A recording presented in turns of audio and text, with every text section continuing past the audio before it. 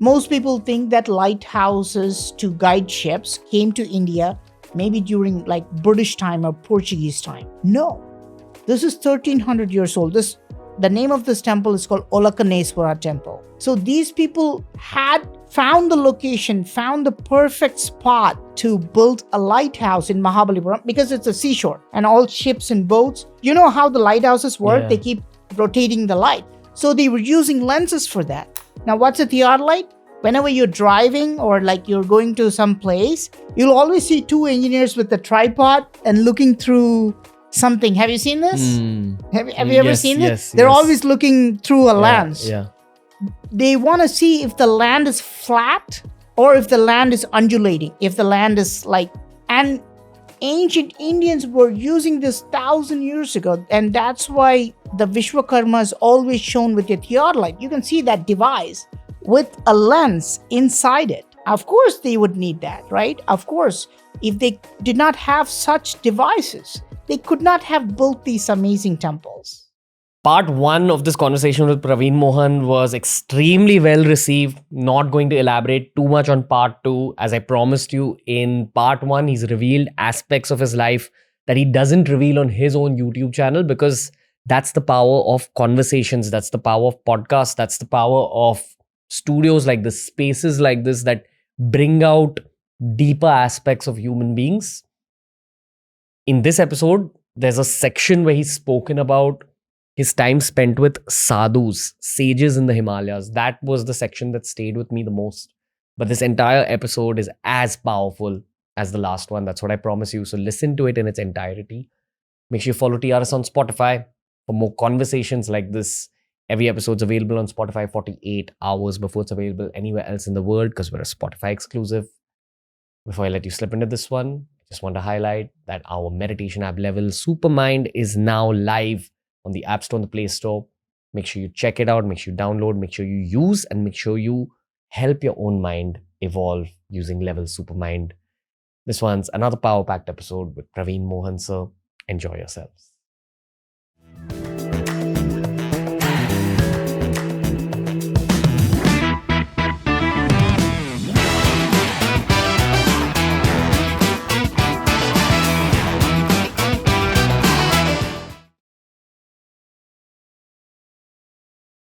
Praveen Mohan, welcome back to TRS for part 2 of our epic conversation. How are you? I'm good. How are you, Ranveer?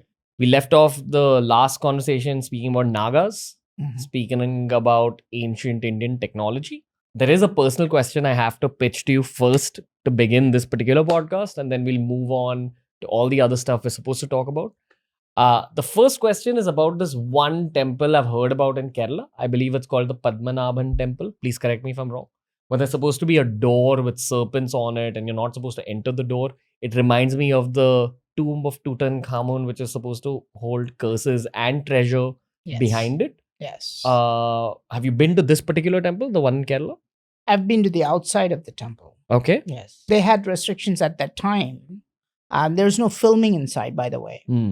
Now the entire temple is in the middle of a big lawsuit. Why? Because they have found, a lot of gold and diamonds and treasure in the vaults, in the underground vaults of this temple. There is one particular vault called Vault B, and they're fighting back and forth in the court saying that it should not be opened. It should not be opened at all. They've already found, I don't know how much money they've found. Okay. Today, I think it's worth maybe billions of dollars. It could be that much money found there. It had already been there. So it's a very interesting story. Again, the same thing, there have been underground walls that historically priests have said, we're not supposed to open this. Nobody's supposed to open this. Okay, this is forbidden by the gods. And we have stories just like the tomb of Tutankhamun, right? So when they opened it, people fainted. Some people who opened the vault fainted. They saw snakes coming out of the vault. And it turns out it's not just one chamber. When they saw one chamber and they found a huge box full of treasure, and then they found another door behind that, and then behind that, and then behind that. So it just keeps on going. And it's all underground? Yes, it's underground. I think it's going as a slope inside.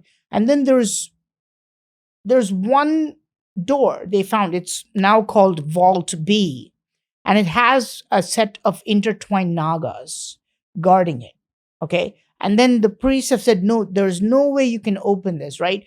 They're actually saying that if you open the door, the world will come to an end or something like this. Okay.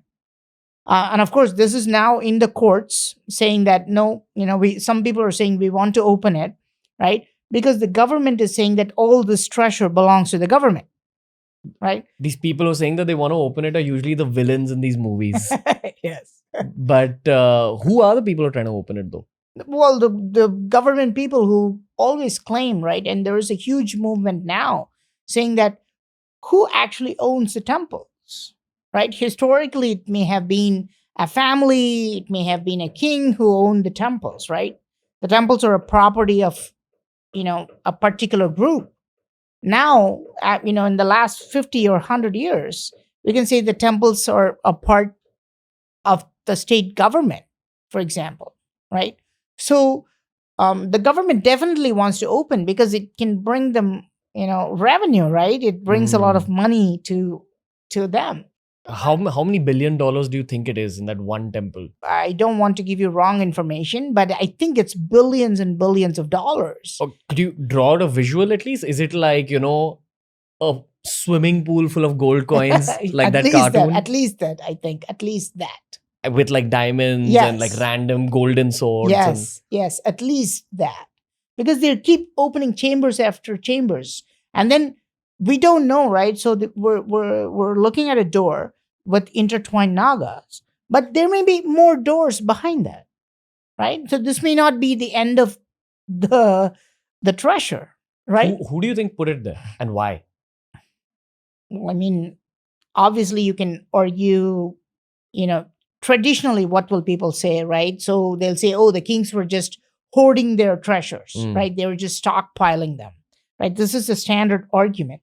But no, I think as we go deeper, like a temple, just like how I explained, the temple starts from the base level, right? It starts from the animals and then to the art and architecture and then erotica. You can be stuck. You can be stuck in erotica and you cannot see the gods. So this is what they're doing. They're first throwing you the money, so you'll be stuck in them. But as we go deeper, there may be more information, right? What if you find a map or like a blueprint for making a Vimana in the vault? Think about that, right? What if you find advanced technology to build a spaceship or something? It's possible, right? Ancient Indian texts are full of this kind of strange information. So I think maybe something is really valuable, right? Money, right? What can you do with money, right? What is the use of money if you're not going to build a better future, right? But I think the money is just a distraction. What they're just doing is just a distraction. And the Nagas guard the underworld, right? You know this, the Nagas are guarding the Patala Loka in all ancient texts. So there may be actually, some have said that this is an entrance into the underworld, right? This is the entrance to Patala Loka, right? And we don't know what's there. I mean, it can be anybody's guess. Maybe it's an empty room. Maybe it's full of gold and diamonds. Maybe we have advanced information. Maybe there are more doors that keep on going, right? We don't know that. But it's a very big deal. It's a very, very big deal. Unfortunately, you know how this works, right? Something opens up in an ancient site, then it gets muddied into the court, the legal stuff, and then it'll just be there for a long time. It's done so people lose interest. And then eventually the government wins. Of course. Anyway, because you've been to so many other temples, are there more secrets like this? Like, this is one example of a door being found and treasure being found. Mhm. What about all the other temples you visited? And you visited so many. Yes. Each of them have secrets. To me, the real treasure is not the money. To me, the real treasure is not gold or diamonds or something like that. You can still see them. Like, for example, if you go to Chitradurga, this is in Karnataka, you can go see a kind of like a temple, a small shrine. And underneath, originally there was a lingam on top, but today the lingam is gone. Okay. But what is underneath the lingam? There is a huge underground chamber, like maybe about 8 feet tall, underground. And you can see the structure in many ruined temples. Okay. People didn't just go and build a lingam.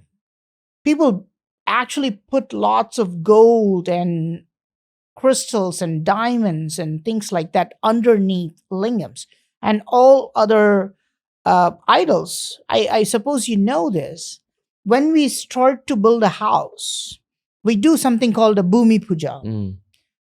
And even at that time, you put 9 precious stones and you sometimes you put like sheets of gold and silver into them. We bury them. Today, we can explain this with like fancy terminology like J.G. Thomson effect, right? What is that? It's just a scientific way of saying that, oh, there are positive particles, there are negative particles, and then gold attracts certain particles. It can make you positive.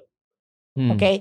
And this is why, they put all this gold and diamonds underneath these idols. And this is why they said, look, don't wear, for men, if you go to Kerala, they'll say, don't wear any shirt. They won't allow you without a shirt in temples of Kerala. Okay. With the shirt. With the shirt. They won't allow you with a shirt. You're supposed to take off your shirt and then enter the temple.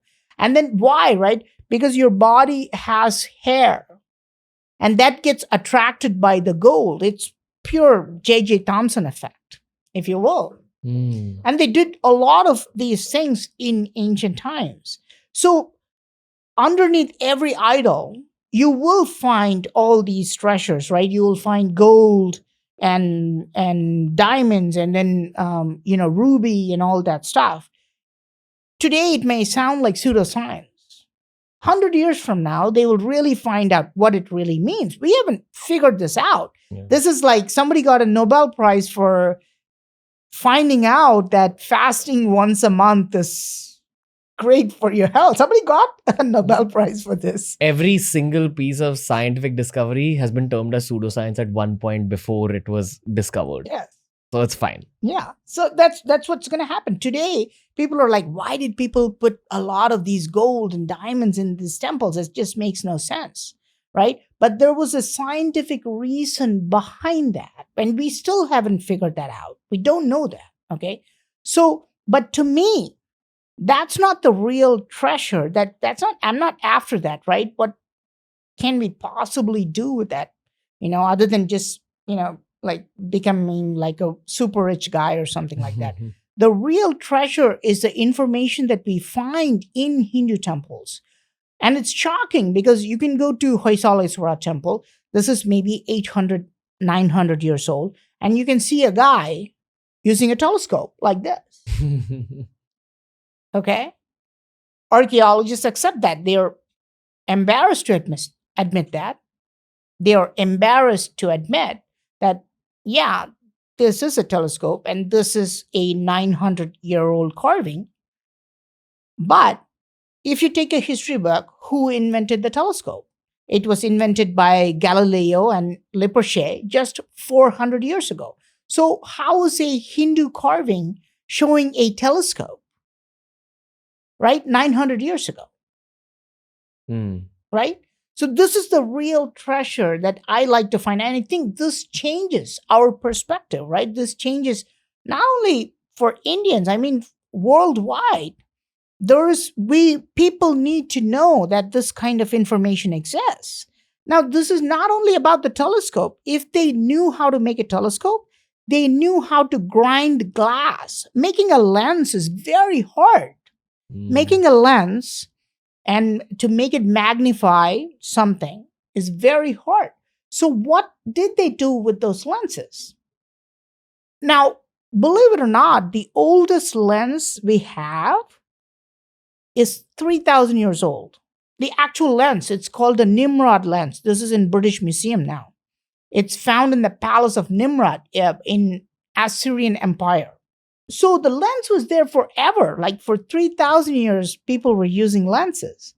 If you go to a temple called Olakaneswara Temple in Mahabalipuram, we can see something fantastic, right? There is a temple on the highest point near the shore in Mahabalipuram. And we know that they were using lenses. It doesn't have that many gods or anything like that, but it's a good mandapa. And on top, there are some structures. On top of the mandapa, there's an opening to go up top. So, what were they doing? They were using that mandapa as a lighthouse. Mm. Most people think that lighthouses to guide ships came to India maybe during like British time or Portuguese time. No, this is 1,300 years old. The name of this temple is called Olakaneswara Temple. So these people had found the location, found the perfect spot to build a lighthouse in Mahabalipuram because it's a seashore, Mm. And all ships and boats. And they had to use a lens to, how the lighthouses work? Yeah. They keep rotating the light. So they were using lenses for that. For engineering, there is one god called Vishwakarma. Mm. Okay. The master architect is called Mayasura. But if you go to Hindu temples, you will always see Vishwakarma. Okay. And he's a civil engineer, by the way. Now, in one hand, you will see him holding a theodolite. Now, what's a theodolite? Whenever you're driving or like you're going to some place, you'll always see two engineers with a tripod and looking through something. Have you seen this? Mm. Have you ever Yes, seen this? yes, They're yes. always looking through a Yeah, lens. yeah. They want to see if the land is flat or if the land is undulating, if the land is like. Mm. And ancient Indians were using this 1,000 years ago. And that's why the Vishwakarma is always shown with a theodolite. You can see that device with a lens inside it. And of course, they would need that, right? Of course, if they did not have such devices, they could not have built these amazing temples. Mm. You understand? Yeah. So you can see how much they were advanced in technology. You can see that they were using telescopes, they were using lighthouses. You can see that they were using theodolites. And if there is an ancient text called Agastya Samhita. Mm. Some say it's 2,000 years old, some say it's 5,000 years old.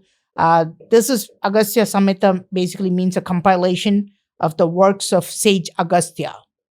In this text, he clearly explains how to build a battery, like a battery. How old do you think this is?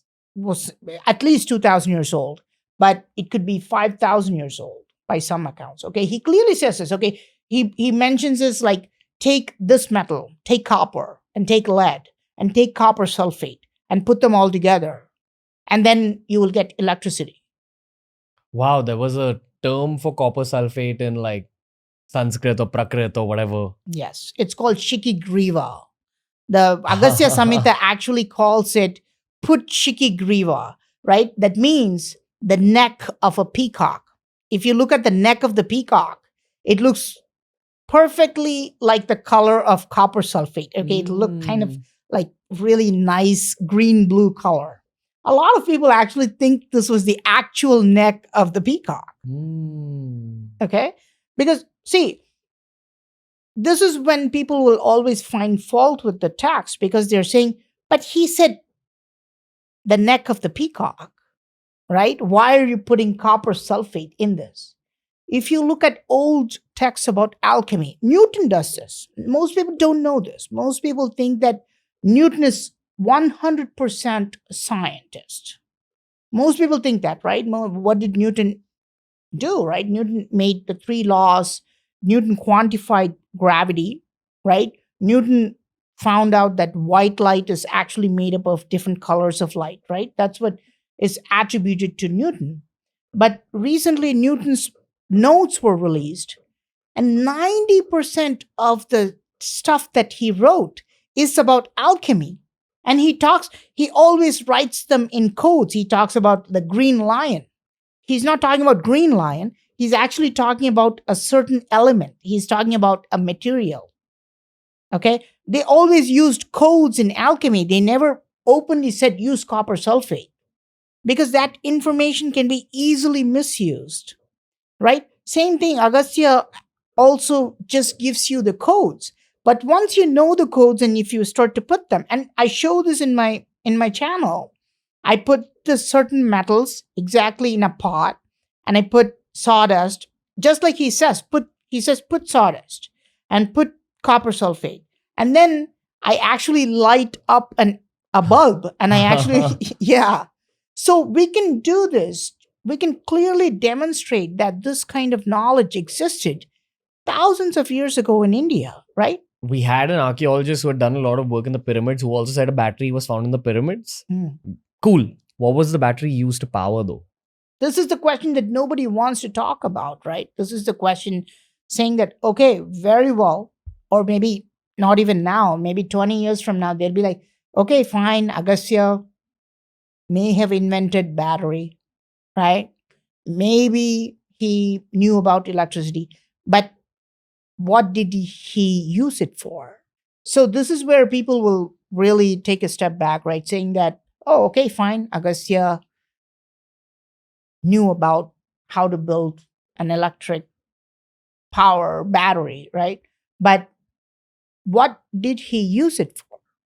Nobody wants to talk about that. Same thing with the pyramids, right? If you go inside the pyramids, and there is a particular place called Dendera Temple. Have you been there? No. If you go there, and you can see this, I've seen this in many shows and stuff. There are people holding huge devices with wires coming out that can only be termed as electric bulbs. They look like huge electric bulbs. Okay. And they even go into a box. Okay. So people have reproduced that. People have made models of this. And they say, yeah, this could be an electric bulb. They have found in Baghdad, they have found actual pots with traces of electrolyte in it. And they can power things. And they made batteries long time ago in Baghdad. So such devices actually exist. Now in pyramids, right? So what is the oldest pyramid? You said somebody was talking about the pyramids. I have no idea. Now, when we talk about pyramids, right, you immediately think of Egypt, correct? Correct me if I'm wrong. When we talk about pyramids, people immediately think of Egypt. Okay, Egyptians built pyramids. And of course, Egyptian civilization is very old. Okay, very, very old. The oldest pyramid that Egyptians built is about maybe 4,600 years ago. This is called the Djoser Pyramid or Saqqara Pyramid. This is the very first pyramid that Egyptians built. And if you look at Wikipedia saying that, or if you Google it saying that what is the oldest pyramid in the world, it'll say Saqqara Pyramid in Egypt. That's not true. That's not true. In Uttar Pradesh, if you go into the woods of Bareilly, you will see a pyramid. And this pyramid, the name of this place is Ahishetra. Again, Ahi means Nagas, by the way. The temple of the Nagas. That's the meaning of the place. This pyramid was built 5,000 years ago by Drupad. This is actually the father of Draupadi. So this is built during the time of, Mahabharata. And you can see a 5,000-year-old pyramid. Which and Mahabharata, because of a lot of the authors that I've spoken to, I've figured that the Mahabharata is roughly at about 3000 BC, which is yes, that's 5,000 years. 5,000 years ago. Yes. Yes.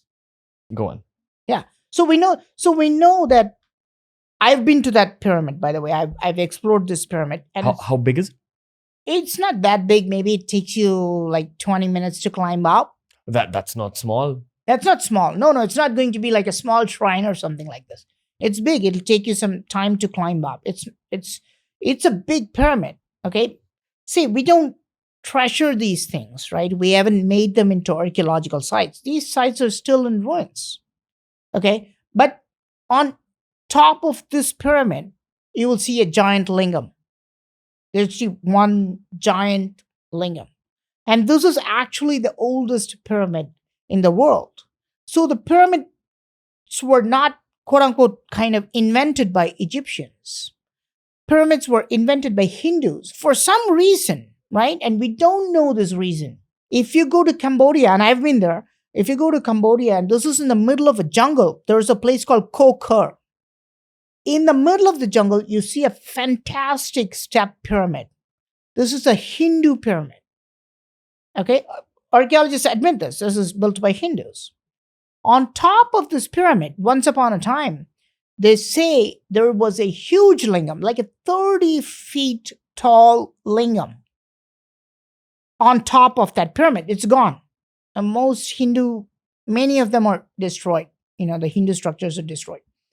Now, the beauty is, some people say that this lingam is made entirely of crystal. Okay, so it's not just a lingam. So they were putting a crystal on top of a pyramid. You mean like those crystals that are colored and, like that are formed under the earth? That's what you mean when you say crystals? Yes. Okay. A big crystal stone, okay, like what we find naturally. Gotcha. But a huge crystal cylinder on top of a pyramid, right? So Hindus were building pyramids like this, but why did they do that, right? So of course, you should think about this, right? So why would they put a giant crystal lingam on top of a pyramid, right? I personally have a lot of yogic philosophy answers because yoga is my subject. Again, I don't know how similar it is to the truth. I don't know if it is the truth, but yoga believes that lingams are storages of energy. And energy contains information. And I know all these words are very vague, but this is the limitation of the English language. Pyramids were supposed to house the energy that a lingam captures. In the yogic philosophy that I have read. And I know that because in Bangalore, there's a place called the Manasa Light Foundation, which I keep visiting. Oh. It's a meditation center. Okay. Where people actually don't go that much. Oh. Very interesting place where they've built out an astral travel chamber where astral travel happens much more easily. Like out of body experiences happen much more easily. Chamber looks like one pyramid, which is regular, like a triangle. And on top of that, there's an inverted pyramid. Wow. And I don't know the exact logic of it. Like I don't know the exact science, but it's something to do with astral energies. Like that kind of a shape stores certain energies much better. There's another place in Mansa Light Foundation. It's a little away. It's called, I don't want to talk about it, but it's a part of, the same meditation school where they have a very important ancient temple. Okay. We'll talk about it off camera. I can't say these things. Okay. But they have a massive shivling, a lingam. I don't know if it's right to call their lingam a shivling, though all lingams are shivling. Yes. They have a massive lingam built there as well. And they don't allow every single visitor to go inside. They'll allow you to go inside the temple, but not near the shivling. Oh. And they say that there's an underground chamber under that lingam as well. But you're not allowed to go there because the energy is too powerful. Yeah. But places like this exist in India. Yes. Many times. Many times they don't allow you into these places. And this is why it's very hard to decode them, right? Because we don't know which one what's true and what's false, Mm. right? Look, there are lots of things I have found inside temples, and I've never told the public because I don't have proof for that. It's not on my camera. I haven't documented that. Like you've seen things? Of course. I've seen many. When we go into temples, many temples, we go into temples, and they will say, beyond this, you cannot film. Right? Okay. We always face this issue. Right? There are several stages in the temples, and in many temples they'll say, no, you cannot take your camera out beyond this. You can go walk around. Do you consciously not want to talk about it, or do you not want to talk about it because people will say that you're crazy or something? They won't say I'm crazy. They'll just say I'm lying. Do you want to release? No, I don't. Okay. Well, someday we'll do it, right? A lot of times we do this. Many people think that, how did you find a telescope, right? How did you find a carving of the telescope? What we do is we go there as a team, and we basically live in the temple for like a week. Okay, we document each and every carving. So there are many levels in temples, right? A lot of times we go into temples and they'll say, no, you cannot film past this point. Right? So you cannot talk about this. Let's say you find a carving of something that doesn't belong there, right? Let's say you find a carving of what's a crazy thing that we can think of today? Let's say we find a carving of a computer, right? Or let's say you find a carving of a figure putting on headphones. That's your natural reaction, right? Your natural reaction is like, oh, chuckle, oh, really? Right? If I show you the carving, only then you may understand, or at least you may think, oh, there is a possibility. But if I've seen it, right? But let's say one day you walked out and you saw a white elephant.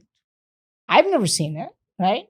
But when you come and tell me, I'm thinking like, did you even take a picture? Like, show me your phone, right? I'm not going to believe that there's like white elephants walking around, right? I'm not going to believe you. So I have to prove it to you. And this also prevents a lot of things, okay? But there are certainly lots and lots of hidden information in temples. I mean, there's no doubt about that. What I'm showing you in my channel is just the tip of the iceberg. There's like 90% of the stuff that's hidden. And I would like to take a more scientific angle to that, right? So when we talk about, there is a crystal lingam on top of a pyramid, right? So people go there and they kind of communicate to the god, right? The devotees go there and they kind of communicate to the god, right? They worship the crystal there. Today we use radio devices, right? Today we plug into the electricity, right? And you tune something, or you go in the car or something like this and you're listening to the radio. What about the very first radio that people were using? I would like to say the minds. The actual material radios they were using, right? They were just using one piece of crystal. If you just take one piece of crystal and some, like a small scrap of metal, you can basically listen. You can plug it into your earphones and you can grasp the radio device from anywhere. These are called, yes, these are called radio crystal sets. You can still buy them. They've kind of become like these like antique fancy things, but it's still available. You can go on Amazon and you can buy radio crystal sets. It's nothing. It's just a piece of crystal, okay, and some like little pieces of wires. And sometimes they even give you a headphone to plug into this, right? And it's not a real tuner. So you have to kind of mess with the piece of metal and you can tune into any station. Really? Yes. No electricity is needed. Yes. No electricity is needed. You can actually do this. You can do this today. Why aren't more people talking about this? How do big corporations get paid if you don't pay for electricity? Why would anybody encourage that? Who encouraged Nikola Tesla, right? Nikola Tesla wanted to give electricity and wireless, all this stuff for free. I think there's a theory like Nikola Tesla figured that using the Earth's electromagnetic field, you can power devices. Yes. And the moment this got leaked, his entire setup was burnt down or something Yes. like that. Yes. I mean, it is a theory, but that's what a lot of people. Yeah, he say. built a tower called Wardenclyffe Tower. And what he wanted to do was he wanted to basically harness the Earth's energy and deliver it wirelessly to everybody. Okay. But how do you meter that, right? If I'm a businessman, if I'm JP Morgan funding Tesla, then I say, how can I make money from that? Right? If everybody is using crystal radio, who will pay for it? Who will buy radio? Who will buy electricity from you? So the question is, we have forgotten this technology. Same thing with most technology, right? Electric cars, all this stuff. Why are we still using like gasoline or diesel, right? Because we need to be a part of a system that pays big corporations. That's part of the And the big corporations are run by the geopolitical powers of the world. Of course. There's countries, there's money at stake. Yes. So it's actually, I mean, I don't want to use the word Illuminati, but it's sort of Yes. like the more geopolitical version of that. Yes. Yes. And that's one truth I've learned through the geopolitical podcast, that so much of our life is controlled by the countries that we're not even a part of. Of course. And our opinions.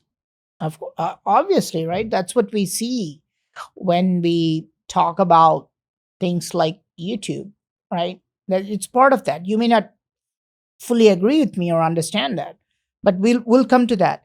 But the point I'm making about crystals, right?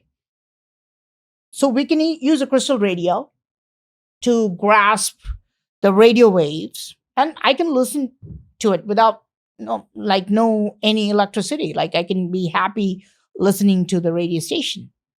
And what do you do when you use your phone, right? And you're talking to your friend and you're not able to hear him properly? What would you do? Tune the set better. No, you're using your phone. Let's say you're using your phone, you're talking to him. Go to right? a place that probably has better network. Like what you do is start like putting your hand like this. Try to increase the height and find a better location, because it's a simple concept, right? The higher you go, the better the reception. So the lingam on top of the pyramid could have also been used for communication. Exactly.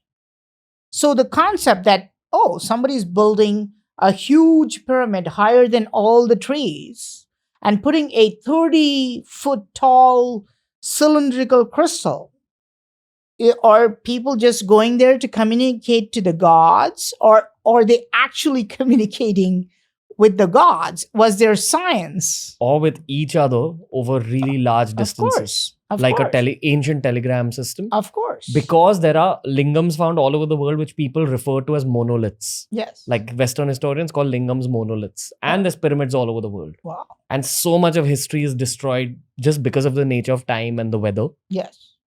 Wow. Yes. And this might answer those questions like, why are there so many parallels between these cultures which are on two opposite ends of the earth? Yes. I mean, these are just theories, but this is how you should dive into history, I believe. Yeah. Tie science, engineering into it.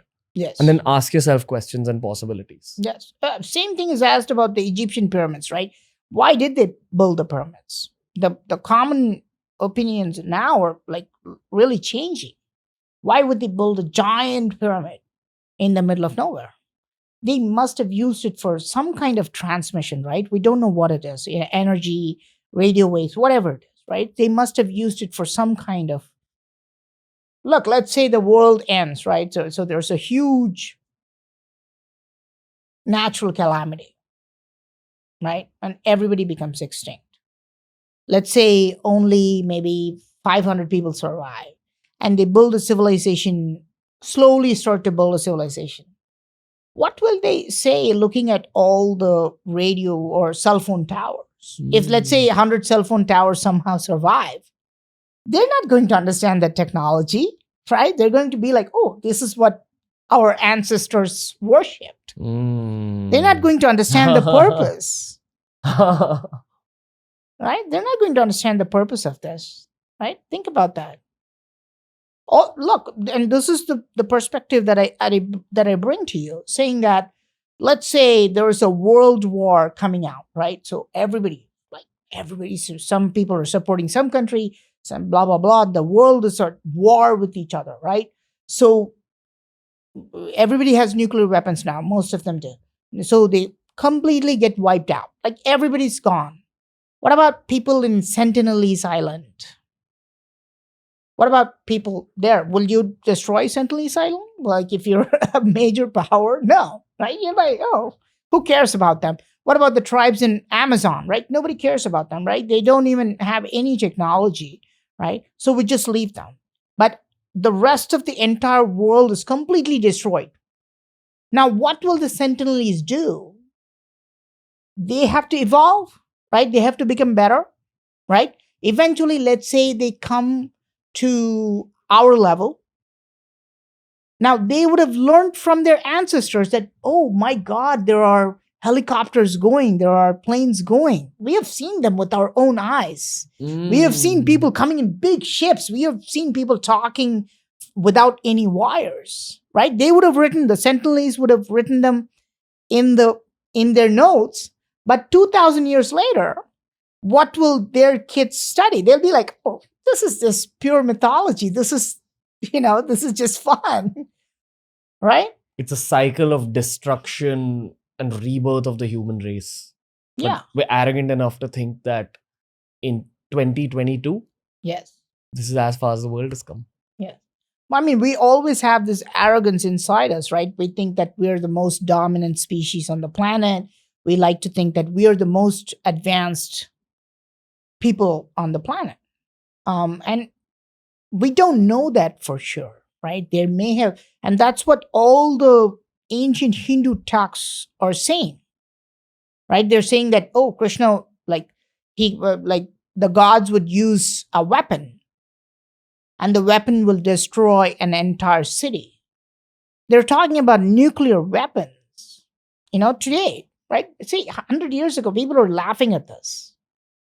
You know this? Like people were laughing at this, saying that how do you put one weapon and the entire city gets destroyed? Until they invented the atom bomb, right? Today, we have this, right? To just try to analyze things a little bit better. Or a little more openly. Yes, a little bit. Don't try to dismiss it as absolute truth or absolute falsehood. I'm saying that, somebody will take a weapon. You don't have to believe in magic for this. Okay, you can believe in, if you are. You can believe in spirituality if you're really spiritual. Nothing is wrong with that. But even without that angle, you can be completely scientific, right? So in Mahabharata, somebody takes a weapon, right? And he talks to the weapon. And he says, go and hit this target. And the weapon will go and hit that target. Okay? Now, what about today? Can you talk to Alexa? Can you talk to your phone? Can you talk to Siri? Yes. Do you think they're actually using switches or like buttons to send weapons to the exact location? They're using voice activation systems. On a tiny missile. Yes, they're actually doing that. They're saying they're not touching anything. They're saying you're a drone, go and strike this drone on this exact longitude and latitude, and it'll go and hit that. We are using Alexa, everything, like we're saying, Alexa, turn off the lights, and Alexa turns off my light today. That's the technology I have. It doesn't have to. Even 20 years ago, people were very doubtful of that, right? They could not really think about that. Oh, this guy's talking to a weapon, and that weapon goes and hits that target. It doesn't have to be magic. It can be pure science. Yeah. That's actually one of the goals of this podcast, to just help people open up and question things, question the world that we live in. That's fantastic. I really love that. Yeah, man. I feel there's so much to discover. Have you ever played Age of Empires? No. Okay, it was this video game we used to have way back where you had to build a civilization and go and like either build yourself up and make money or conquer other civilizations. Oh. But it begins with a dark map. And where your village is, only that part is lit up. Oh, And as you send your people out into the world, the rest of the map keeps like lighting up, and then you get to see what's in the map. wow. And that's where the human race is right now. We think we know the whole map Yes. in terms of science, Yes. but science is just stuck in this one circle, and science is also still evolving. Science Yes. is one of the most important tools in the world, Yes. but we're still discovering what life is, what the world is, what history is. Yes. So evidence is great, but let's be patient and let's think about what could have been. Yes. If we survive. Got to talk about the end of the world as well, because it was an interesting conversation we were having off camera. Before we head into that section of this episode, I want to ask you about your experiences again. You've been to all these temples, you've spent weeks in temples. Has there ever been a temple or a moment or just a place in general where you felt fear? Multiple times. Multiple times. Okay. I went to a place, a Hindu temple in Polonnaruwa in Sri Lanka. It's a small temple. It was built by the Cholas. It was almost dark. It was almost our last day in Sri Lanka, and we had to hurry back to come back to India. And it was like maybe 6 o'clock when I entered, because we were in a rush. The others were covering other parts of the temple, and I went into the chamber, and I heard a noise, like a very kind of a growl. Really? Yeah, I really thought it was like a tiger or something inside, right? Because it's dark. It's in a remote place. If you go to Polonnaruwa, it's a very remote place. Most people don't go to these sites. Dude, how big are these temples that you're going to? This was a smaller one. This particular temple is small. Even when you're saying small, I think that's very subjective. Like, I don't know what kind of temples you've seen. And in my head, a temple is as big as most of the temples I've seen in my life, which are not that big. They're probably like the biggest temple I would have seen, probably be the size of maybe like, a big mansion or something. Okay, yeah, that's it, huh? Then you've not seen big temples. Yeah, you should visit big temples. Okay. We have this temple I'm talking about is small. The largest temple in the world is Angkor Wat in Cambodia. And this is also the largest religious structure in the world. Many people think that what is the largest religious building ever? People think maybe it's a church, it's a mosque. No, it's a Hindu temple. It's built in Cambodia. And it's bigger than the entire Vatican City. It's bigger than an entire city. We were spending weeks there. It takes forever to explore this temple. But this temple I'm talking about, it only had like one big chamber and one thing. And they were and our crew was filming on the other side of that. And I went inside because I wanted to see inside this. And I heard an actual growl, okay?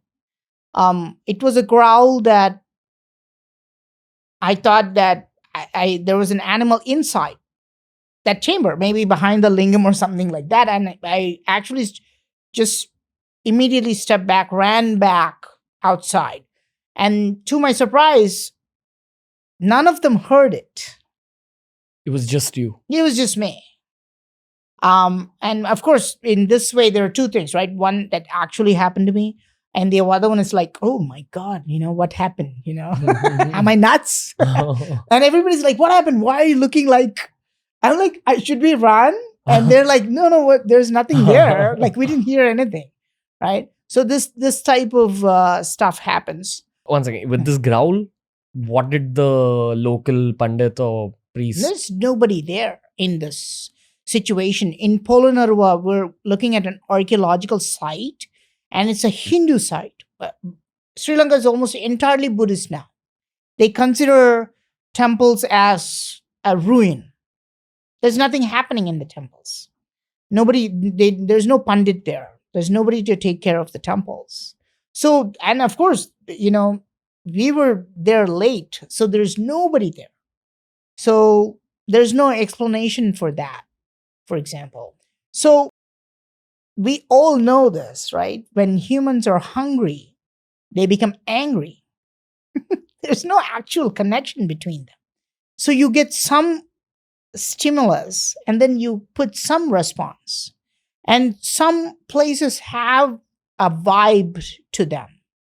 And this is why we don't know why we go to these temples, right? So you cannot go and sit in a temple and you can be like, oh, how do I kill this guy? You cannot plan that stuff. Sitting in, it's impossible. Actually, try it. You'll be surprised, right? It's impossible to come up with negative thoughts inside ancient temples.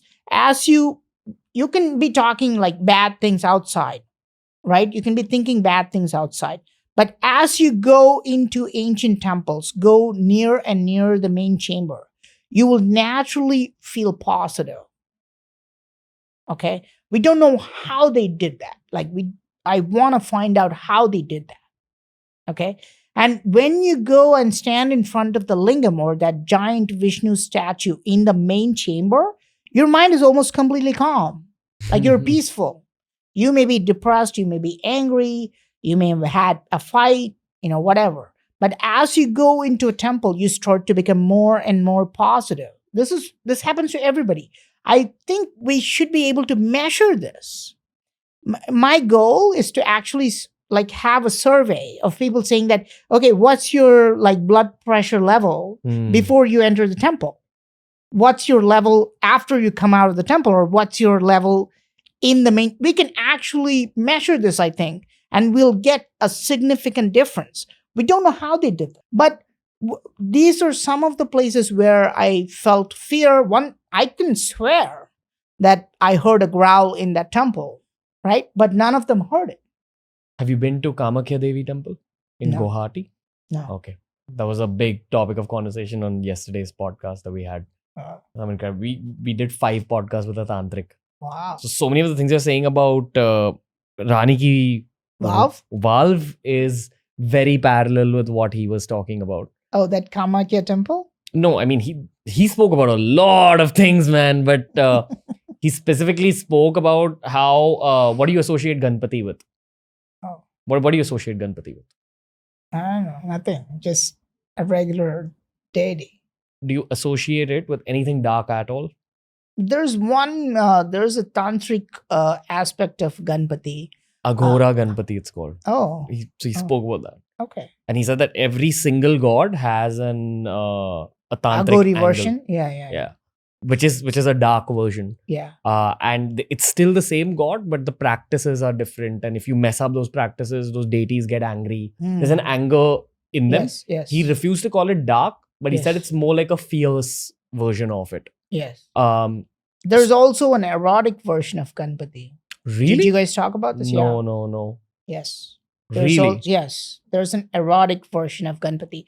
Nobody knows about this. You can only find it in maybe 3 temples in the whole world. You can actually see Ganpati with a female figure in an erotic posture. Really? Yes. People worship this for various reasons. Again, we don't know. See what they would do, right? Think about this. But they used it for some reason. We don't know why, how they used it. If, let's say, a couple is married and they don't have kids for 5 years, so they'll give them 5 temples to go to, and they will make them go to that temple every day for a week.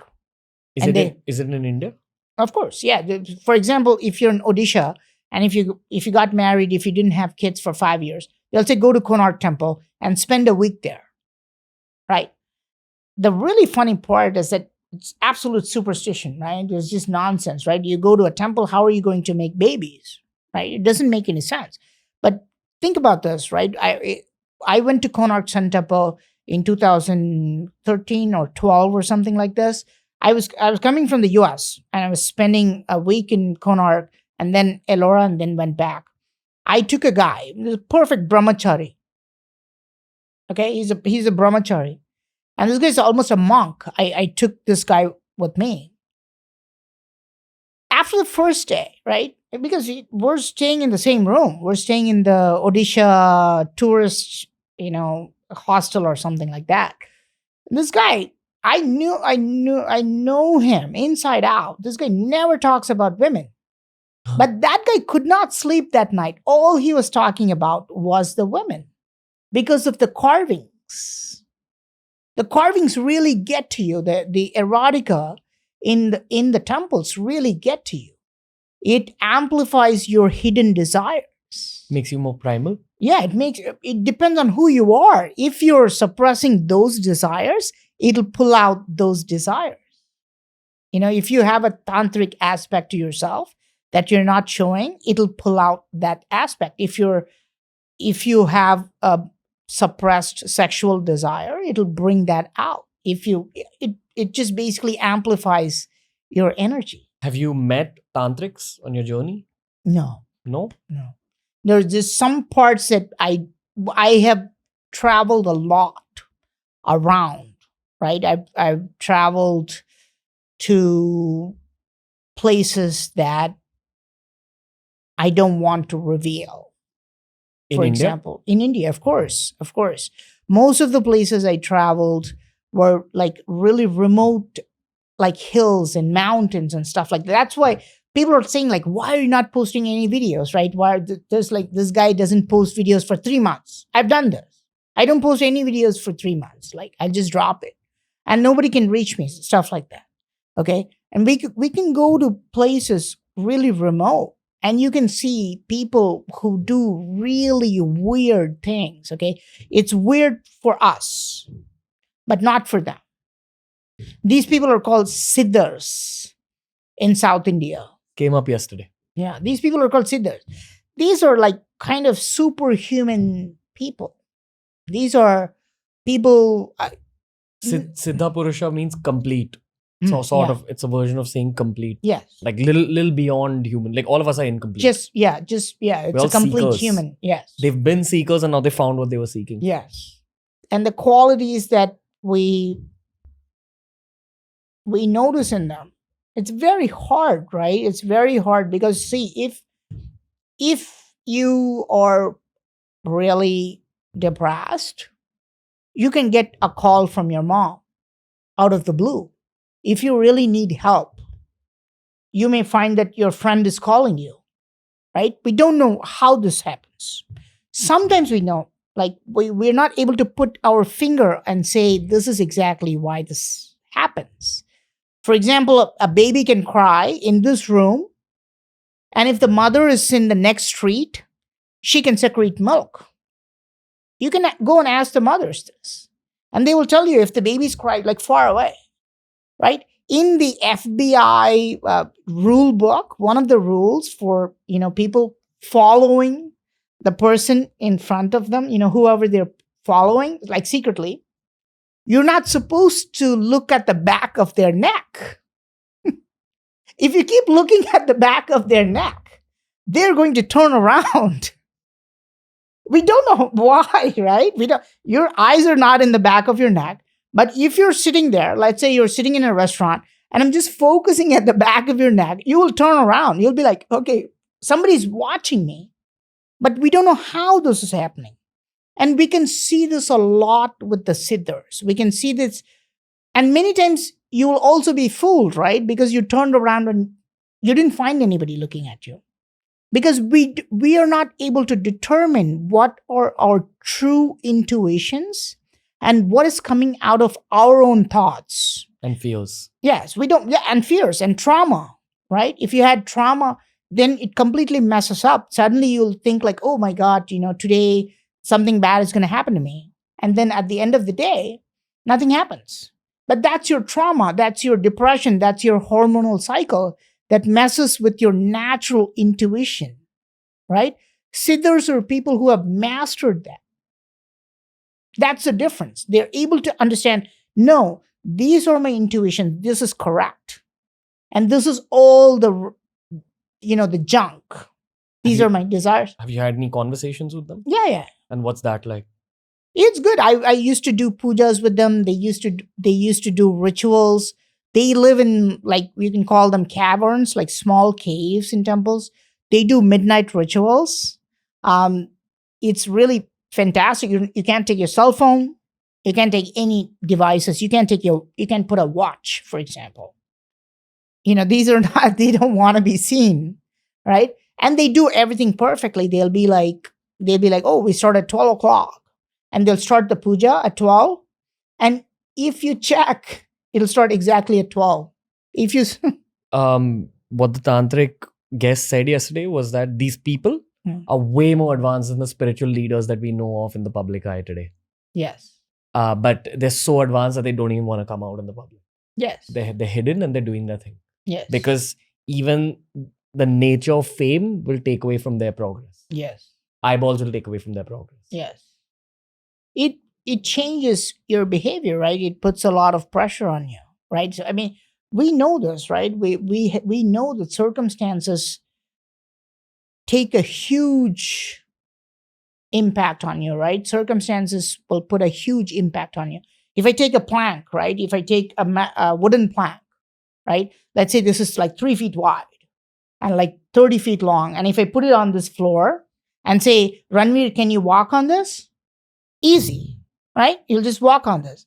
What if I put the same plank between two buildings, right? On top of two buildings and say, can you walk on this? Nothing changed except the circumstance, right? The plank is the same, you're the same. But if I put it on top of two towers, then you'll be like, oh no, I can't do that. So it's better. And they're very cautious about this. And they've once you reach a particular level, you cannot make them climb back. What do you mean? They live in complete happiness in their places. You're saying they won't assimilate into society again. They don't want to come back. They don't want to see you. Let's say if you say, no, I'll take a picture of you, they'll just smack you and make you go back. Because the life we're living in the material realm is actually the plank between the two buildings. It's a little messed up. Yes. The one they're living yes is simple and disciplined. Yes. It's a blissful life. You can be really happy and you can be very healthy. And you can see they have insane physique. Like it's hard to explain how a 70-year-old man can climb the mount faster than me. Yeah. There's this crazy video, I think, that the Indian Armed Forces released. I believe it was the Special Forces. This was high up in the Himalayas. It's snowing. There's a blizzard. And there's this sadhu walking in his orange loincloth. Yes. And he's saying, oh, Shambhu, Shambhu, kaise ho aap log? He's like greeting them. Yes. And I'm sure this is the Indian Armed Forces. You can hear them panting. Yes. Okay, these are the fittest humans on earth pretty much. Yes. And they're panting and this guy is like enjoying himself in the same kind of weather. Yes. How do you explain that? Well, like we say, he has become a complete human, right? He has actually reached the next level of evolution. Yes. This is the quest, right? This is what all of us want. I mean, this is the big difference between humans and animals, right? You can take a child, you can just throw him like few blocks and he'll start to build something. You can give him a musical instrument, he'll start to try to play and make some notes. But without any training, what humans are trying to become something, right? They always have. And I mean, in the last maybe at 500 years, our thoughts are always about how to master the outside, right? How do I make more money, or how do I look good, or how do I make this person respect me, or how do I live in the society, or what car do I have, this kind of stuff. But that's never been the quest of India. That's not what they really wanted. In ancient times, the quest for a man is to master himself. It's not about mastering the outside, right? He wanted to master himself. That's what it's clearly said in ancient texts, right? So you're born as a child, then you live, this. Even if you choose a married life, the last stages, like after a certain time, then you become a vanaprastha. You leave society. Yeah, you leave society. You become a grihastha for a certain time, which means you get married. You don't have to get married, by the way. In Hinduism, you can go from directly being a brahmachari and then be a vanaprastha. But even if you get married, you have kids, after your duties are over, you actually have a life called vanaprastha, which means vana means forest and prastha means exploration. Would you be open to it in your life? That's exactly what I'm doing now. Yeah. Other than this, right? Just going outside. And this is what they did. They spent a large part of their life. And this comes before sannyasa. This comes right before sannyasa. You don't go from being, like a family man to a monk. You don't do that. So you spend a certain amount of time going around the forest and exploring all the temples and the nature. You don't know what you're searching for, right? So you're just looking around. And then you're going to find something that's going to complete yourself, right? This was the quest. It was never about, oh my God, let me buy like a bigger, like, let me buy more gold or something like that, right? So these things are, very basic. Yeah. Imagine gaining complete mastery over yourself. Over your senses, Yes. over your thoughts, over your emotions, Yes. over your fears. Yeah. Wow. And then eventually lead yourself to happiness and peace. Beyond the happiness and peace that you've ever experienced. Say that again. Lead yourself to a place of happiness and peace Yes. that's greater than all the happiness and peace you've ever experienced. Yes. Yes. Did you ever feel fear when you were talking to those Siddha Purushas? I was also very young when I started out. Initially, I used to struggle a lot of different emotions when I did this. Like, I used to be afraid of them. Sometimes they would just smack you, by the way. Like, They just beat you. Look, I mean, this is the thing that many people get wrong. Okay. Many people think that, oh, the Siddhars, they're always like this. No, like if you do something wrong, they're just going to set you right. what did you do wrong?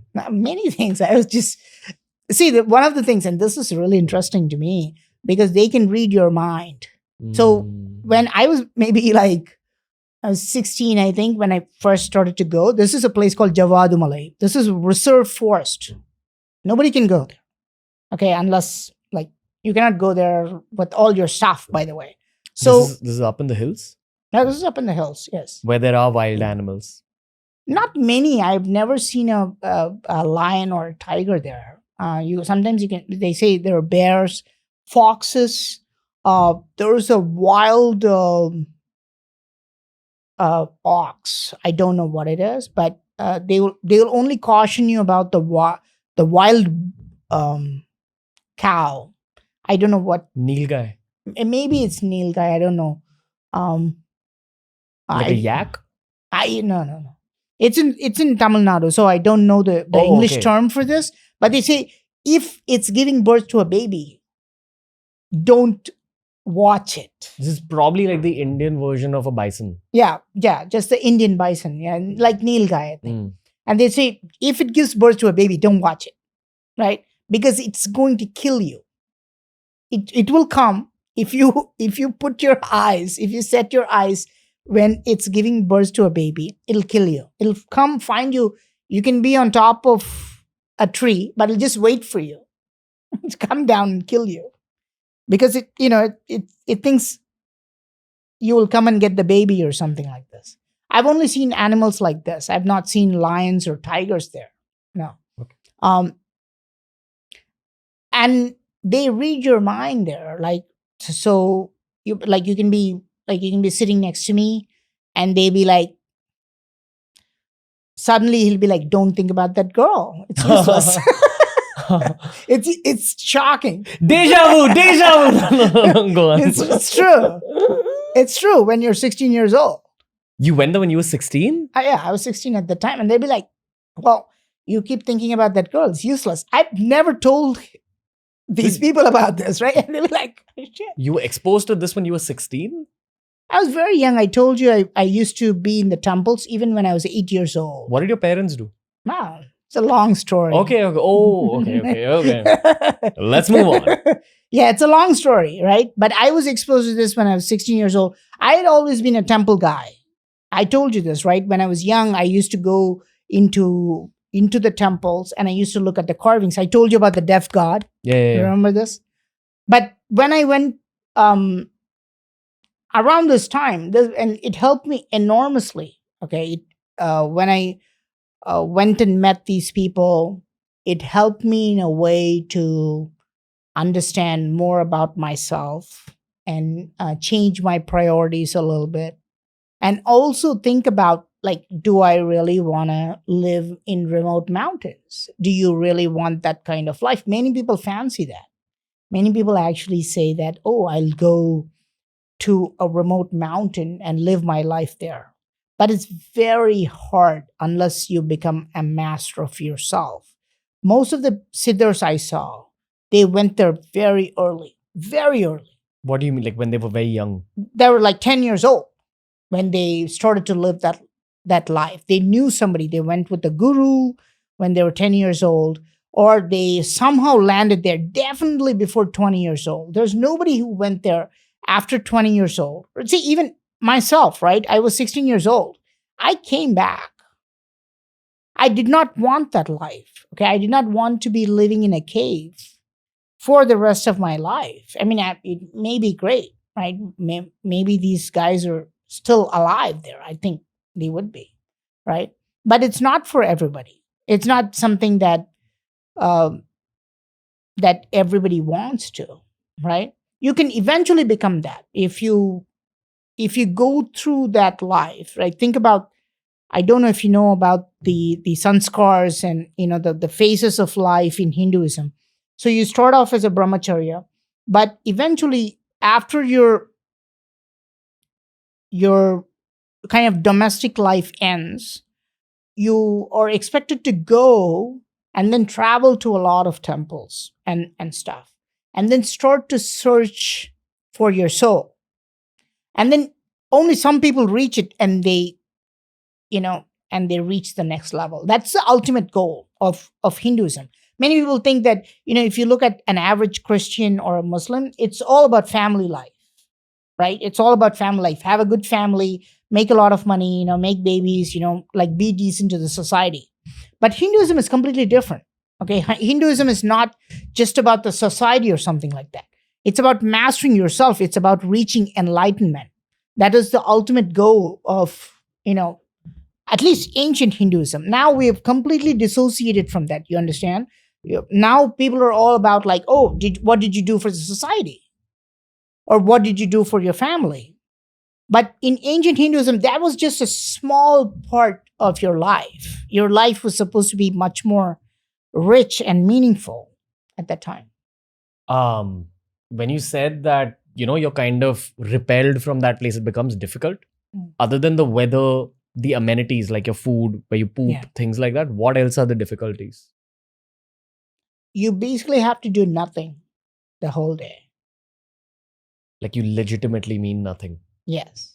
You have to do nothing the whole day. And that can be very, very, very, very hard to do. What will really happen if you do that? And this is this depends. I'm not saying it's a good thing or a bad thing. I'm saying that you will almost feel like you're an animal at one point. Your mind's kind of, your thoughts will be like waves, right? So the first day I go there, and of course, you're always thinking about your past, right? Your brain is always thinking about, oh, what happened yesterday? Like what happened the day before, right? And you're always thinking about the future. Oh, who am I going to see tomorrow? Right? What am I doing next week? I have to make plans for next week. All these thoughts become meaningless when you go to a place like that. You don't have any sense of the past because it makes no sense. Plus, this guru is going to tell me, don't think about that girl. Right? I know you. Right? He's going to tell me, oh yeah, don't feel bad about that. And he's like, don't smile about that. It's not going to be of any use to you. So he knows that. And then there's no future if you're just going to be there, right? So time kind of ceases there. The time stops there. So initially your brain is going to have, like, let's say this is past and this is future. Your brain is going to do this again and again and again and again. But eventually your brain kind of freezes after a long time, maybe 2.5 months. Your brain kind of starts to feel like, oh, there's nothing. There's nothing that's important. Um, you've explored South America as well. Yes. Did you have any input on that whole 2012 Mayan calendar thing? No. No?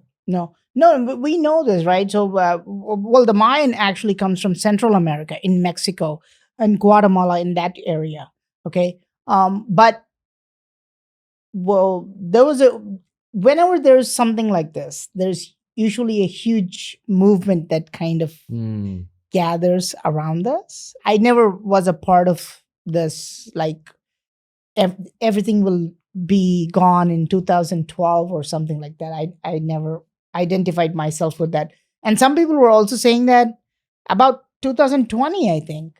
They're always Yeah. coming up with something. They in YouTube, right? In YouTube, there is a particular genre. I can almost say it's a particular category, right? Like Hmm. music or history.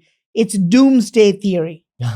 And once you start watching this, all the recommendations will be like, the world is going to end soon. Hmm. You better do this. This is a popular theory in that. I'm not saying that. I'm not saying that, this the world will end because of a certain event or something like that. But It's a slow burn. what will happen is that most people are not aware of the dangers of AI Hmm. today. This is going to be a huge problem, especially in India. I mean, it's very hard that people. I don't even know where to begin explaining that AI is a big part of everybody's life. Okay, and people pretend that, oh, YouTube is a neutral platform or Instagram is a neutral platform. It's the same as saying that TikTok is a neutral platform. And when YouTube banned multiple videos, we have made many videos about this. People always say, why don't you just publish your own app? You can put your own app, right? And call it Praveen Mohan. You can put all the videos there. It sounds pretty reasonable, right? But I think this is wrong, right? And I'll tell you why, right? I'll tell you why. We're here sitting today, right? We're talking. You and I are, just exchanging information. Now, cameras are recording this, right? Canon cameras are recording this, right? And then what will happen to those files, right? So they take these files, right, and they put it in a computer. They'll use maybe HP or Dell. They'll put it in the computer. Maybe if you guys have a Mac, you'll put it in Mac, and then you'll use operating system like Windows or Apple, and then you will edit this using Adobe Premiere Pro Hmm. or Final Cut Pro, right? And you basically take this information and then you post it on YouTube, you post it on Instagram, you post it on Facebook, and maybe you don't post it on Facebook, right? You don't post it. You don't post the videos on Twitter. You just share it on Twitter, right? Hmm. And then you use WhatsApp to share that information.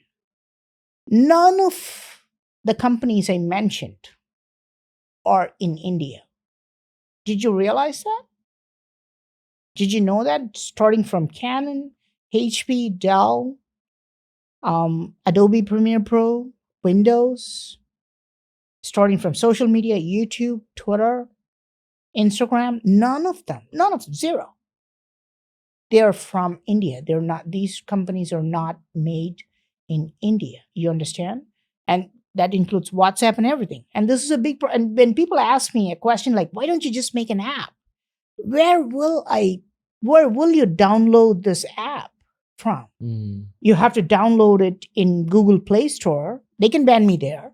You can download it from Apple Store. They can ban me there. Does India have any indigenous technology that we can safely depend on? Hmm. Think about that, right? This is a huge problem. And we know AI is going to be used as a weapon It's also an opportunity, though. Some for, capitalistic opportunity for an Indian company to start its of own operating course, system. of course, it should. Right now, we are at the brink of a huge problem. Right? Think about that. India does not have its own technology. At least China has TikTok. China has like Baidu. Mm. You know what happened when Russia and Ukraine started fighting? What? Do you know there was a channel called RT, Russia Today? This is a news channel owned by Russia, right? And it simply reports its side of the story, right? It has to say that channel is gone. That channel is banned from YouTube. That channel is banned from Facebook. Mm. So, what happens if India gets into a war with some country, right? So, let's say India gets into war with Pakistan. What happens? So, who chooses what people hear? Do you know? I got an email from YouTube. I can send you that email if you want. I don't know if you got an email from YouTube. Did you? That email specifically said you cannot take the side of Russia and make videos about that. If you do that, those videos will be demonetized and your channel can be banned. I think I got that email only because I started my channel in US. I was living in the US and I started that channel. But that email is crystal clear that says openly states that you cannot take the position supporting Russia.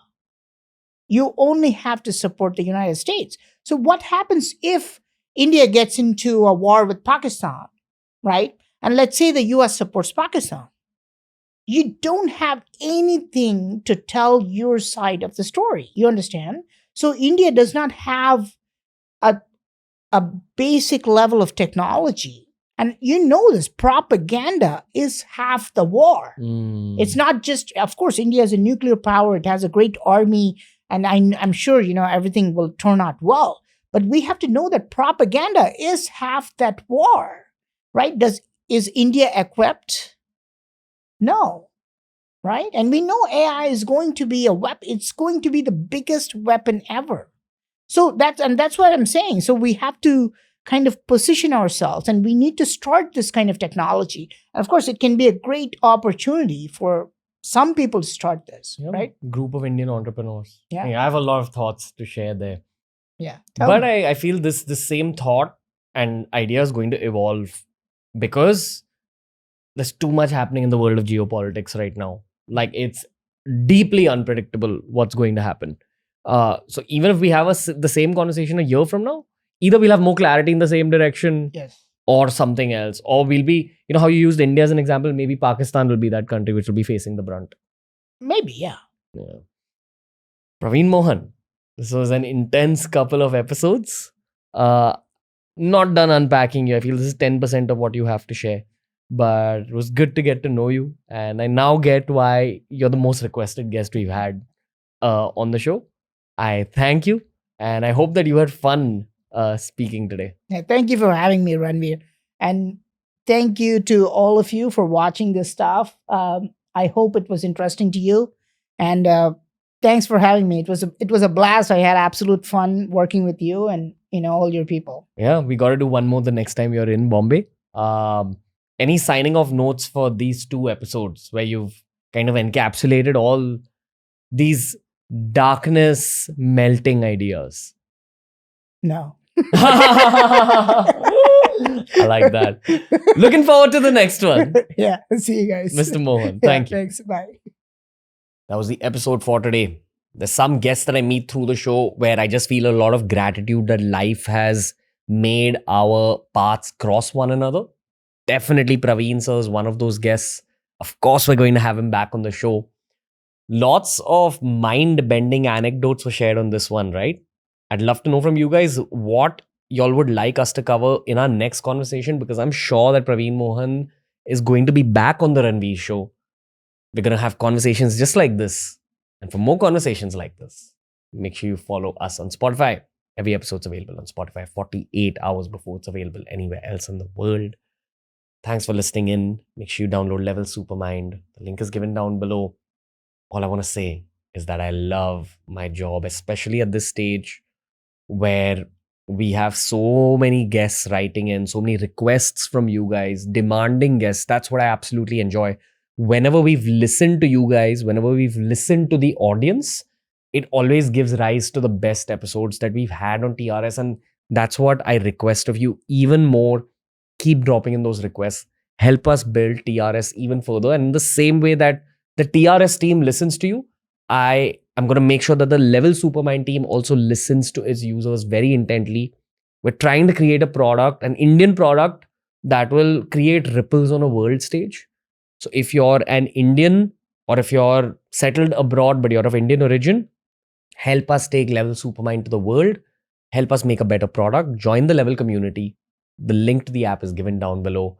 And just a big fat hug and a big fat thank you from Team BeerBiceps and Team Level Supermind.